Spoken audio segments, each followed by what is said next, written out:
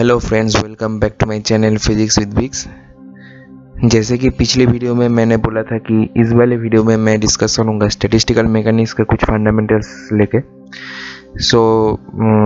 आज मैं वही लाया हूँ आपके लिए स्टैटिस्टिकल मैकेनिक्स का कुछ फंडामेंटल थ्योरी एंड प्रॉब्लम्स। तो बिना देर किए शुरू करते हैं आज के वीडियो को।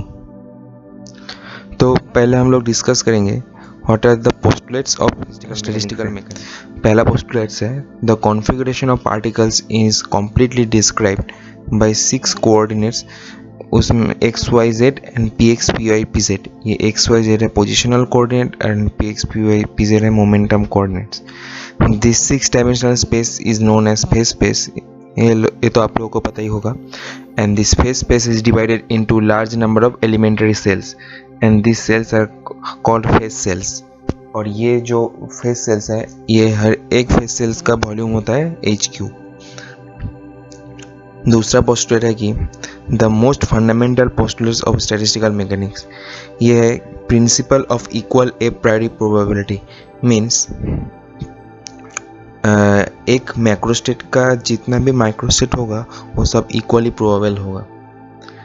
और थर्ड पोस्टुलेट है कि the equilibrium state of A gas, ये माने एक गैस का इक्विलिब्रियम स्टेट वही होगा जो कॉरेस्पॉन्ड करता है उसका सबसे मोस्ट प्रोबेबल मैक्रोस्टेट को।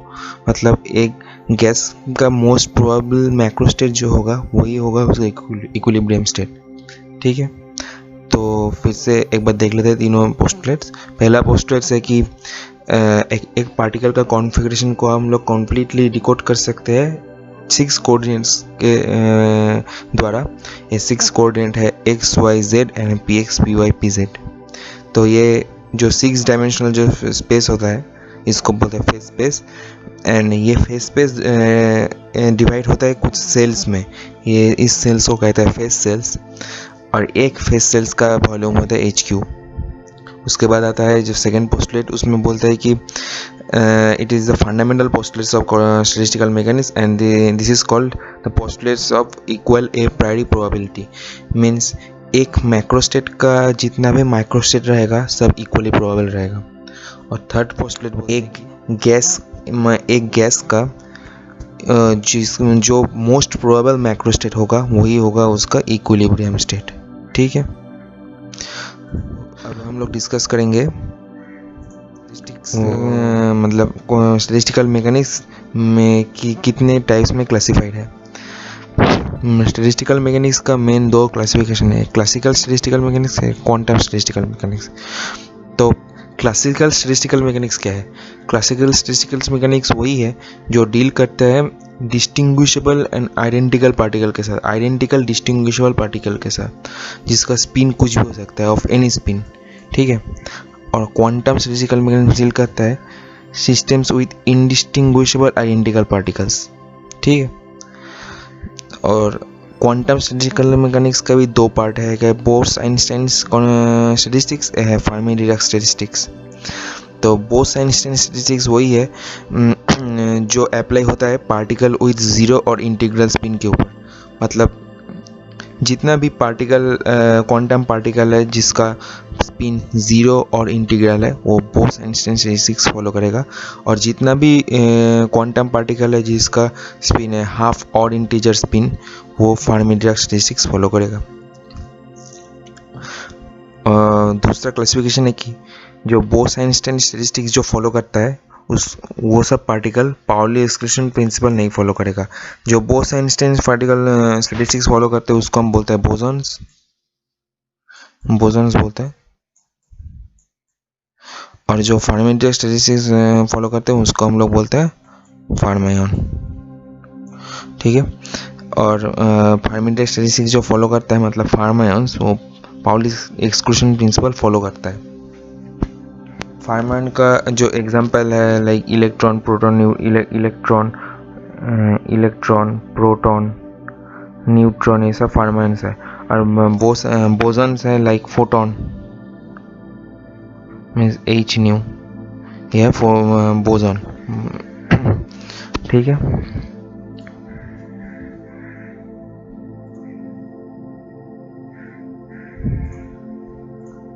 तो अभी हम लोग देखते हैं फर्मी स्टैटिस्टिक्स और बोसन स्टैटिस्टिक्स का क्लासिफिकेशन, मेन क्लासिफिकेशन क्या है। तो फर्मी स्टैटिस्टिक्स में जो वेव फंक्शन होता है ना, वेव फंक्शन एक ऐसा डिटर्मिनेंट टाइप का होता है, लाइक शाई ए बी। मान लो कि दो स्टेट है ए एंड बी और दो पार्टिकल है 1 और 2a, दो पार्टिकल है और दो स्टेट्स है ए बी। तो इन दोनों का जो कंपोजिट वेव फंक्शन होगा वो होगा कुछ इस तरह 1/√2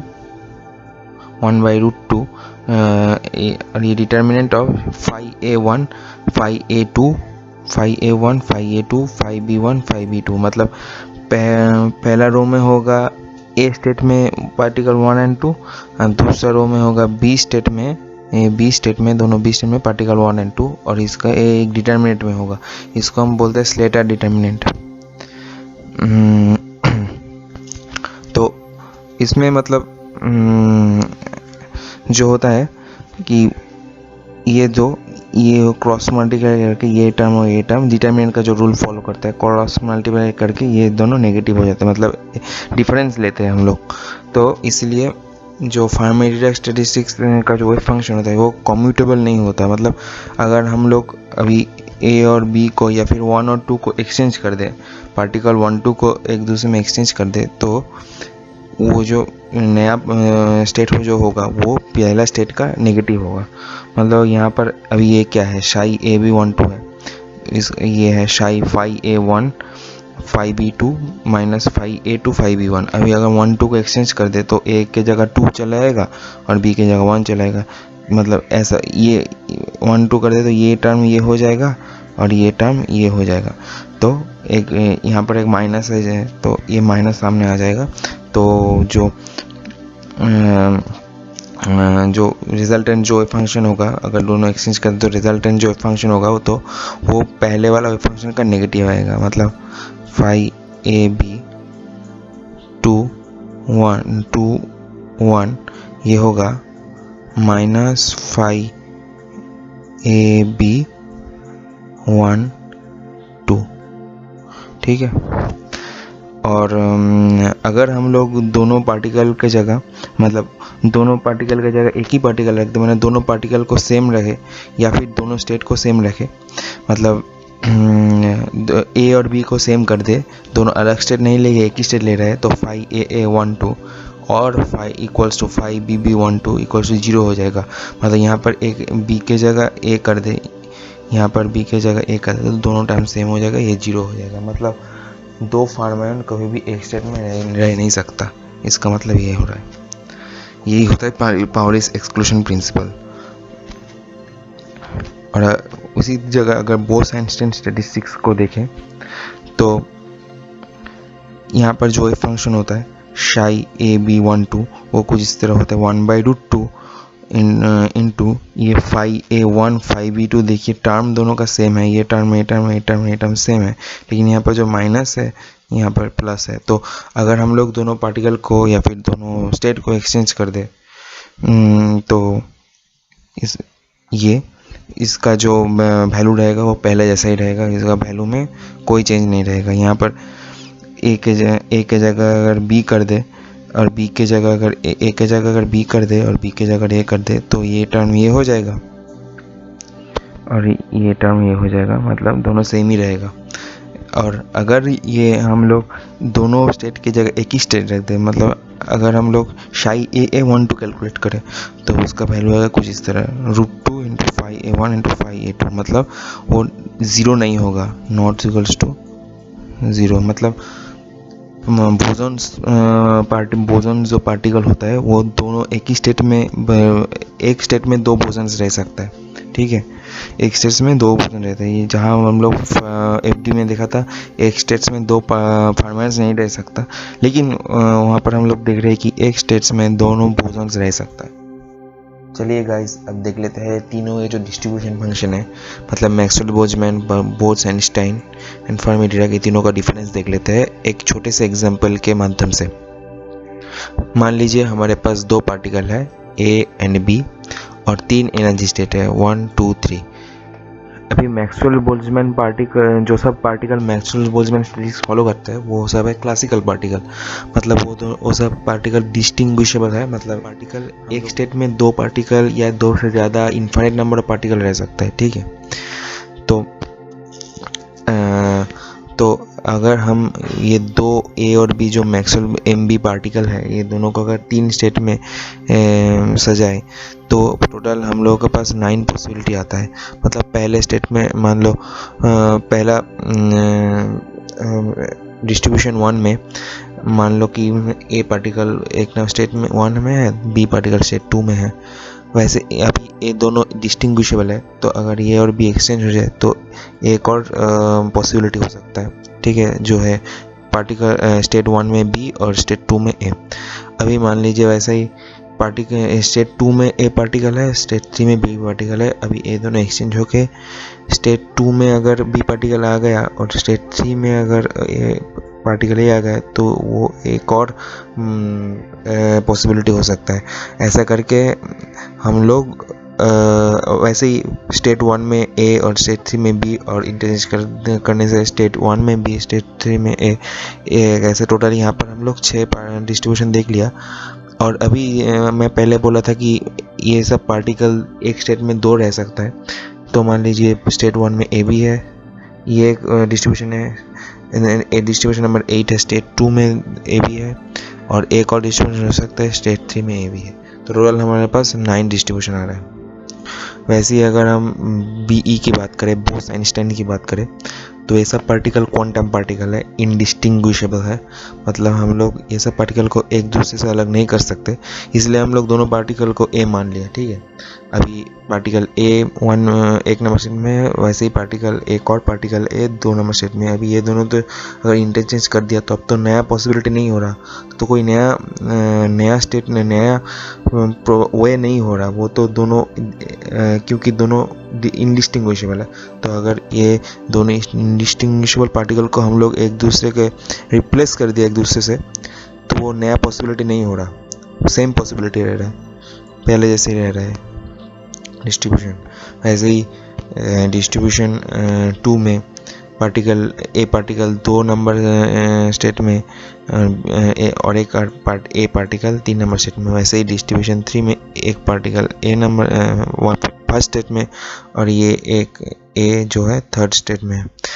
और ये सब और बीई पार्टिकल स्टैटिस्टिक्स जो सब पार्टिकल फॉलो करता है वो भी पाउली's एक्सक्लूजन प्रिंसिपल को नहीं मानता। मतलब बीई पार्टिकल्स भी एक स्टेट में 2 या उससे ज़्यादा रह सकता है, ठीक है। तो यहाँ पर 2 ए पार्टिकल को हम लोग एक स्टेट एनर्जी स्टेट 1 में प्लेस कर दिए, एक पॉसिबिलिटी हो सकता है। यहाँ पर 2 पार्टिकल को एनर्जी स्टेट 2 में प्लेस कर दिए, ये भी एक पॉसिबिलिटी हो सकता है। यहाँ पर 2 पार्टिकल को एनर्जी स्टेट 3 में प्लेस कर दिया, तो ये भी एक और पॉसिबिलिटी हो सकता है। तो यहाँ पर हम लोग देख रहे हैं टोटल 6 पॉसिबिलिटी है।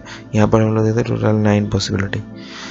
और एफडी स्टैटिस्टिक्स जो सब पार्टिकल फॉलो करते हैं वो एक नंबर इनडिस्टिंग्विशेबल है, मतलब, और 2 नंबर है वो पाउली's एक्सक्लूजन प्रिंसिपल फॉलो करता है। मतलब एक स्टेट्स में एक से ज़्यादा नहीं रह सकता, तो इसीलिए इसका डिस्ट्रीब्यूशन बी की तरह ही होगा। लेकिन लास्ट 3 जो इसका पॉसिबिलिटी है, ये जो लास्ट 3 है, मतलब 2 पार्टिकल करके एक स्टेट में, वो सब डिस्ट्रीब्यूशन यहाँ पर नहीं होगा। तो पहला 3 बी स्टैटिस्टिक्स का डिस्ट्रीब्यूशन में जो पहला 3 पॉसिबल हुआ था वो पॉसिबल 3 यहाँ पर रहेगा, तो यहाँ पर टोटल 3 होगा, ठीक है।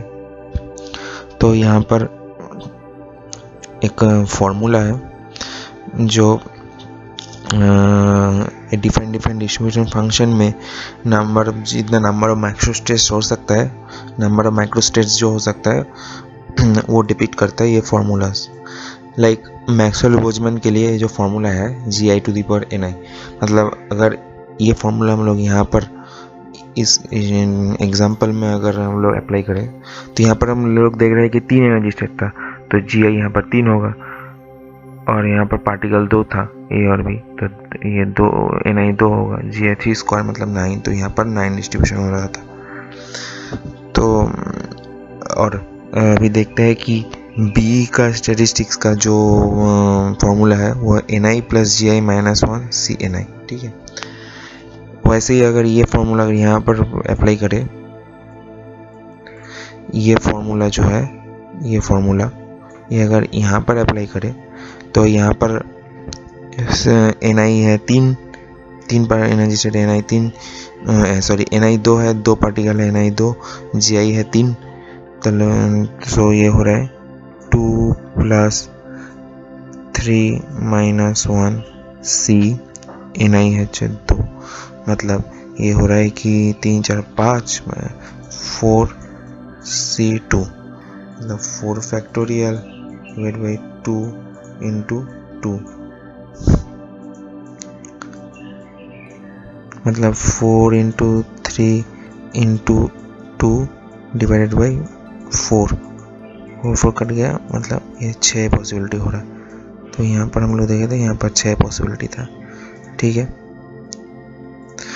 तो अभी FD फर्मी-डिराक डिस्ट्रीब्यूशन का जो फॉर्मूला है वो है GI/CNI। तो ये अगर हम लोग यहाँ पर अप्लाई करें तो यहाँ पर देख रहे हैं कि GI है यहाँ पर ऐसे पहले जैसा 3 और NI है 3C2, मतलब 3 into 2 factorial divide by 2 factorial, 2 factorial cut गया, तो यहाँ पर होगा 3। तो यहाँ पर हम लोग देख रहे हैं यहाँ पर टोटल 3 पॉसिबिलिटी था, ठीक है। तो अभी हम लोग देखते हैं तीनों डिस्ट्रीब्यूशन का डिस्ट्रीब्यूशन फंक्शन को हम लोग कैसे डिपिक्ट कर सकते हैं। तो इसका एक जनरल डिस्ट्रीब्यूशन फंक्शन है, वो है F equals to NI by GI equals to 1 divide by e to the power alpha plus beta epsilon plus a, ठीक है। यहाँ पर जो F जो है ये डिस्ट्रीब्यूशन फंक्शन, NI है नंबर ऑफ पार्टिकल्स और डिवाइड बाई GI है नंबर ऑफ स्टेट्स या फिर नंबर ऑफ डीजेनरेट स्टेट्स। तो ये नंबर ऑफ पार्टिकल को नंबर ऑफ डीजेनरेट स्टेट्स से डिवाइड करने से हमें डिस्ट्रीब्यूशन फंक्शन मिल सकता है। यह डिस्ट्रीब्यूशन फंक्शन, तीनों डिस्ट्रीब्यूशन फंक्शन का जनरल फार्मूला। अभी मैक्सवेल बोल्ट्जमैन के लिए यहाँ पर a इक्वल्स टू 0 बैठना पड़े, तो यहाँ पर a इक्वल्स टू 0 बैठा दिया तो ये पार्ट गायब हो जाएगा, पार्ट 0 हो जाएगा, तो ये तो सिर्फ ये पार्ट होगा मैक्सवेल बोल्ट्जमैन डिस्ट्रीब्यूशन फंक्शन, ठीक है। बोस इंस्टेंस के लिए a इक्वल्स टू -1 बैठाना पड़ेगा, यहाँ पर -1 हो जाएगा बोस इंस्टेंस के लिए, और फर्मी-डिराक के लिए a इक्वल्स टू +1 हो जाएगा, यहाँ पर +1 हो जाएगा फर्मी-डिराक के लिए, ठीक है। तो क्लियर है ना गाइस यहाँ तक? तो हम लोग आगे बढ़ते हैं। चलिए गाइस जल्दी से अभी एक प्रॉब्लम देख लेते हैं। एक प्रॉब्लम में बोला है कि 13 particles are distributed in 3 given cells with energy per particle 0 EPSA 3 EPSA such that N1 equals to 3, N2 equals to 5, N3 equals to 5. If total energy of the system remains same, then find delta N1 and delta N2 when delta N3 equals to -1. Also find thermodynamic probability of old and new distribution. मतलब बोला कि 13 particles distributed है, 3 energy cell है, वो 3 energy cell का जो energy है वो है 0 एप्सा और 3 एप्सा रेस्पेक्टिवली, और उसमें जो पार्टिकल है वो उसका नंबर पार्टिकल है, वो पार्टिकल का नंबर है, पहला सेल में नंबर ऑफ पार्टिकल है 3, दूसरे सेल में है 5, तीसरे सेल में 5। अभी बोला है कि अगर टोटल एनर्जी सेम रख के हम लोग पार्टिकल नंबर को चेंज करें तो डेल्टा N1 मतलब चेंज इन N1 में चेंज कितना होगा और N2 में चेंज कितना होगा जब N3 में चेंज इस नंबर पे चेंज है -1। Also find thermodynamic probability of old and new distribution, ठीक है।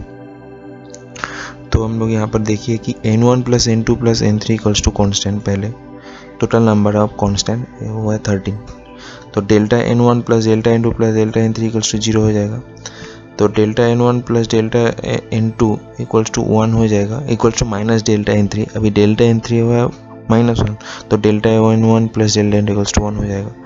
अभी बोला है कि टोटल E इक्वल्स टू हम लोग जानते हैं कि N1 epsilon 1 plus N2 epsilon 2, E equals to N1 epsilon 1 plus N2 epsilon 2 plus N3 epsilon 3 equals to constant, total energy constant. तो ई को हम लोग ऐसे लिख सकते हैं। अभी एप्सा 1, एप्सा 2 और एप्सा 3 का वैल्यू अगर यहाँ पर पुट कर दे, ये वैल्यू यहाँ पर पुट कर दे, तो मतलब ये जो एप्सा 2 एप्सा 3 का वैल्यू है, एप्सा 1 का वैल्यू 0, एप्सा 2 का वैल्यू एप्सा 3 का वैल्यू 3 तो यहाँ पर पुट कर दे तो n1 इंटू 0 हो जाएगा, n2 इंटू एप्सा एप्सा, n3 इंटू 3 एप्सा 3 एप्सा हो जाएगा। ठीक है, अभी यहाँ पर आते हैं। यहाँ पर तो अभी बोला है कि if total energy of the system remain same, total energy same रहेगा तो डेल्टा ई हो जाए, क्या हो जाएगा, यहाँ से हम लोग यहाँ से निकाल सकते हैं delta E equals to epsilon into delta into plus 3 epsilon delta n 3 हो जाएगा। इसको अगर डेरिवेटिव कर दे, इस इक्वेशन को अगर डेरिवेटिव कर दे तो ये इक्वेशन आ जाएगा। ठीक है, तो अगर बोला कि टोटल एनर्जी सेम रहेगा तो डेल्टा ई सेम है, डेल्टा ई इक्वल्स टू 0 हो जाएगा, 0 equals to epsilon into delta n 2 plus 3 epsilon into delta n 3 का वैल्यू बैठा दे तो -1, तो यहाँ से हम लोग निकल जाएगा कि डेल्टा इन 2 इक्वल्स टू 3। अभी जो इक्वेशन 1 है, ये वाला जो इक्वेशन है यहाँ पर क्या था, delta n1 plus delta n2 equals to 1, तो डेल्टा n2 का वैल्यू 1 है, n2 का वैल्यू 3 है, तो डेल्टा n1 का वैल्यू हो जाएगा 1 माइनस 3 मतलब -2, डेल्टा n1 का वैल्यू हो जाएगा -2। ठीक है, और डेल्टा n3 का वैल्यू -1 है। पहले था n1 का वैल्यू 3, n2 का वैल्यू 5, n3 का वैल्यू 5। अभी n1 प्राइम का वैल्यू हो जाएगा n1 प्लस डेल्टा n1 मतलब 3 प्लस -2 1 हो जाएगा। n2 प्राइम का वैल्यू हो जाएगा n2 plus delta n2 5 plus 3 equals to 8। n3 prime का वैल्यू हो जाएगा n3 plus delta n3 5 minus 1 equals to 4। ठीक है, ये है find delta n1 delta n2। ठीक है, ये नया जो n1 n2 n3 है उसका वैल्यू है 184। तो अभी बोला है ओल्ड एंड न्यू डिस्ट्रीब्यूशन को निकालने के लिए। तो ओल्ड डिस्ट्रीब्यूशन क्या होगा, sigma equals to total number of particle है 13, ये 13 है, और पहले नीचे था 3 फैक्टोरियल, अभी n1 का था 3 n2 का था 5 n3 का 5, तो divide by 3 factorial 5 factorial 5 factorial. तो अभी यह पहला ओल्ड सिग्मा, अभी न्यू सिग्मा है, सिग्मा प्राइम इक्वल्स टू पहले तो अभी भी देखिए टोटल नंबर पार्टिकल इस तीनों को ऐड करें, टोटल नंबर 184 को ऐड करें, टोटल नंबर पार्टिकल 13 ही हो रहा है। तो टोटल नंबर ऑफ पार्टिकल यहाँ पर हो रहा है 13। तो न्यू जो डिस्ट्रीब्यूशन उसमें भी ऊपर 13 फैक्टोरियल आएगा और नीचे आएगा 1 factorial into 8 factorial into 4 factorial, क्योंकि नया n1 n2 n3 है 1 8 एंड 4 रिस्पेक्टिवली। ठीक है, चलिए गाइस देखते हैं अब हमारा लास्ट एग्जांपल। इसमें बोला है कि consider a system having 3 energy levels with energies 0 2 एप्सा 3 एप्सा with respective degeneracies of 2 2 and 3. 4 bosons of spin 0 have to be accommodated in this level such that total energy of the system is 10 एप्सा. The number of ways in which it can be done is question mark. ठीक है, तो हम लोग पहले देखे थे जो इस वाले यहाँ पर देखे थे कि बोस एंड स्टैटिस्टिक्स के लिए नंबर ऑफ माइक्रोस्टेट जो होता है उसका फॉर्मूला है ni plus G I minus 1 C N आई।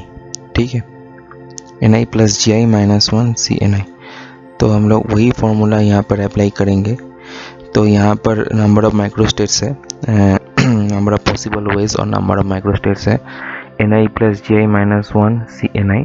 लेकिन यहाँ पर प्रोडक्ट ऑफ, यहाँ पर पहले एक प्रोडक्ट का साइन है, तो यहाँ पर होगा product of ni plus G I minus 1 C N I, क्योंकि यहाँ पर 2 केस होगा और 2 केस का प्रोडक्ट होगा, आंसर होगा 2 केस का प्रोडक्ट। ठीक है, अभी बोला है कि 10 एप्सा हमें टोटल एनर्जी करना है, तो और एनर्जी लेवल्स जो है वो है 0 2 एप्सा 3 एप्सा। अभी हम लोग 10 एप्सा जो टोटल एनर्जी वो सिर्फ एक ही तरह से पॉसिबल होगा, वो है कि 2 एप्सा में 2 पार्टिकल रख रहे हैं और 3 एप्सा में 2 एप्सा में 2 पार्टिकल रख रहे हैं और 3 एप्सा में 2 पार्टिकल रख रहे हैं। तो 2 एप्सा में 2 पार्टिकल लगा रहे हैं तो टोटल एनर्जी होगा 4 एप्सा, और 3 एप्सा में 2 पार्टिकल लगा रहे हैं तो टोटल जो एनर्जी होगा वो है 6 एप्सा। अब ये दोनों मिला के 6 एप्सा प्लस 4 एप्सा हो रहा है हमारा 10 एप्सा। ठीक है, तो अभी 2 एप्सा जो एनर्जी स्टेट्स है उसका जो डिजेनरेसी है वो है 2, G1 इक्वल्स टू 2, और 3 एप्सा जो एनर्जी स्टेट्स है उसका डिजेनरेसी है 3 एप्सा का डिजेनरेसी है G2 इक्वल्स टू 3। तो अभी ये वाला जो फॉर्मूला है, ये वाला फॉर्मूला से हम लोगों को मिलता है कि W इक्वल्स टू केस होगा और ये एक डिस्ट्रीब्यूशन होगा, दोनों डिस्ट्रीब्यूशन का प्रोडक्ट होगा। ठीक है, पहले डिस्ट्रीब्यूशन में ni है 2, मतलब 2 पार्टिकल रख रहे हैं, 2 प्लस gi है, इसका जो डिजेनरेसी है 2 माइनस 1 c ni मतलब 2। ठीक है, इनटू ये वाला नेक्स्ट वाला जो डिस्ट्रीब्यूशन होगा उसमें मतलब 3 एप्सा वाले में उसमें नंबर ऑफ पार्टिकल है 2 पर 2, डिजेनरेसी है 3 माइनस 1 c यहाँ पर 2, दे दो नंबर ऑफ पार्टिकल्स है 2। तो इसको सिंप्लीफाई करने से मिलता है 3c2 इंटू 4c2। इसको सिंप्लीफाई करने से आप लोगों को मिल सकता है आंसर 18। ठीक है, thanks guys for watching this video, hope you liked it, and in the next video I will discuss about some topics in condensed matter physics and some problems relating to that chapter. So keep visiting my videos and please like, share and subscribe these videos. Thank you so much.